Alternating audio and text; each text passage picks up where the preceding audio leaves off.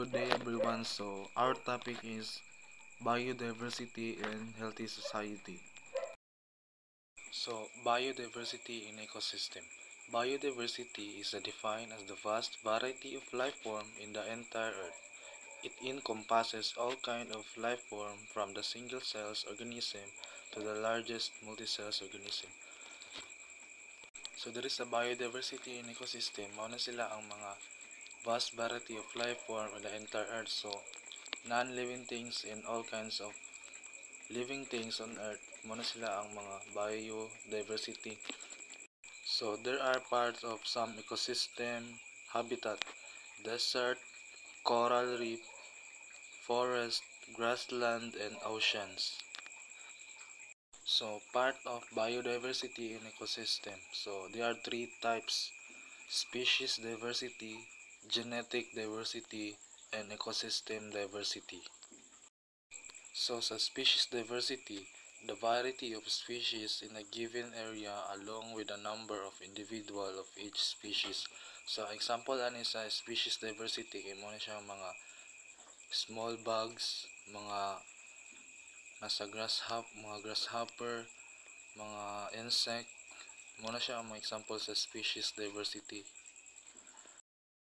So genetic diversity, the range of different traits within a species. So example ano genetic diversity kay dogs. So for example naay klase-klaseng variety of genetic ang dog. For example canine, chihuahua, husky o ban pang lahi nga mga genetic cells sa mga dogs. Ecosystem diversity, the variety of habitats, communities, and processes that exist in the geographic area.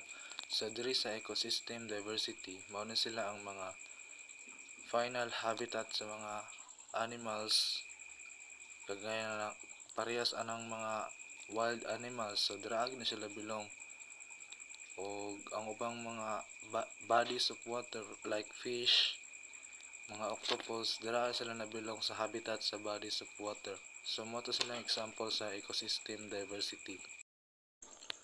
Change in biodiversity. Alteration in the any system could bring varied effect. A change in biodiversity could have erratic effect not only in wildlife or marine life but also in a human being. So kining sa change in biodiversity mo na sila ang mga kabag-uhan sa isa ka lugar kagaya ng kanang mga habitat sa hayop nay kabag-uhan mga inana nga mga senaryo na mga kanang mga bag-o gani. So there are four example of change in biodiversity: habitat loss, climate change, overexploitation, invasive species. Habitat loss, the reduction of space available for species to live and reproduce. So there is a habitat loss, mga balay sa mga hayop kay mawala tungod sa ilahang pagka-overpopulation sa mga hayop o uban pang mga sakuna sa isa ka habitat sa mga hayop. So, climate change, the significant variety of average weather condition becoming, for example, warmer weather or drier over several decades or longer. So, there is a climate change. Muna sila ang di lang hayop ang naapektuhan ani. So, tanan na po dapil ang mga human o kanang all kind of living things on earth niya sa climate change kay mag-usap-usap ang panahon karon na usahay mo init ulan init na pud mga inana mo nay climate change. Overexploitation, the practice of harvesting a resource faster than its reproduce itself. So there is a overexploitation kay mao na sila ang puntahan inig harvest nimo karon harvest na pud nimo ugma Yeah, sige kag harvest nga harvest mo na siya ang overexploitation. Mahurot na ang atong food resourcing sa mga tao. Invasive species, a non-native organism that spread and harm its new environment. So diri sa invasive species, mo sila ang mga species nga mag-harm sa mga new environment para sa nang kontay sa kalimunan, alimunsituan. Namang gini mga pesting nga mga insect, so ilahang ginapatay itong mga newborn nga mga insect para sila na puyo mo na sila mga invasive species, mga sama to. Threats of biodiversity and human activity or environmental change that negatively impact the variety of living organisms on Earth. For example, habitat loss. Ang habitat loss ay ito ang dahilan ng pagkawala ng mga tirahan ng mga animals. Ang mga dahilan kung bakit nawala ang kanilang tirahan ay ang deforestation or mga human activities. Tulad ng palaganap ng pollution ay nakasira ito ng kanilang habitat. Maaari rin silang mamatay dahil sa walang makuhanan ng pagkain. Other example, alteration of ecosystem composition. Ito ang pagbabago ng kanilang ecosystem. Ang mga dahilan nito ay ang climate change, natural disaster, human activities, wildfire or floods. Ito ang mga sanhi ng pagkawala ng kanilang mga biodiversity. Overexploitation. Ang overexploitation, ito ang overharvesting or ecological overshoot. For example, overfishing. Makapikto talaga ito sa ating ecosystem dahil unti-unti nitong mawala ang ating resources kung palagi nilang gagawin ang overfishing. Magsani ito na masira ang mga resources. Pollution and contamination. Ang pollutant ay physical, for example, of plastic waste, chemical or sewage. Ito ang dahilan kung bakit masisira ang ating ecosystem at nakakaapekto din ito sa ating kalusugan. Global climate change. Ito ang pagbabago ng ating ekonomiya at ang naging mainit nating panahon katulad noong 2024 nagtala ito ng pinakamainit at maraming lugar ang nawawalan ng tubig. Dahil bigla itong nawawala, ang global warming versus climate change.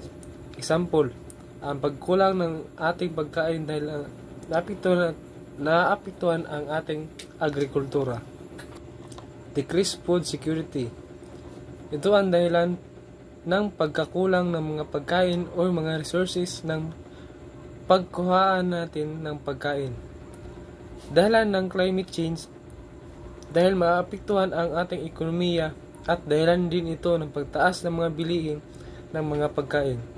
At marami din ang mga gutom nito dahil sa kalusugan ay sa kakulangan ng pagkain. Reduction water quality. Dahil ito ang mga basura na itinatapon sa ilog at mga kanal o mga kemikal na tinatapon at makaapekto ito sa atin. Makaapekto din sa atin sa mga isda, sa ilog. Maaari silang mamatay dahil sa mga kemikal na tinatapon o mga basura na tinatapon. Ito din dahilan kung bakit madalas magbaha. Increased vulnerability to disease. For example, ang buntis, maapektuhan ito ang kanyang bibi sa tiyan at maaari nito mangyari ang pagkakulang sa timbang ng bata. Loss of potential medicine.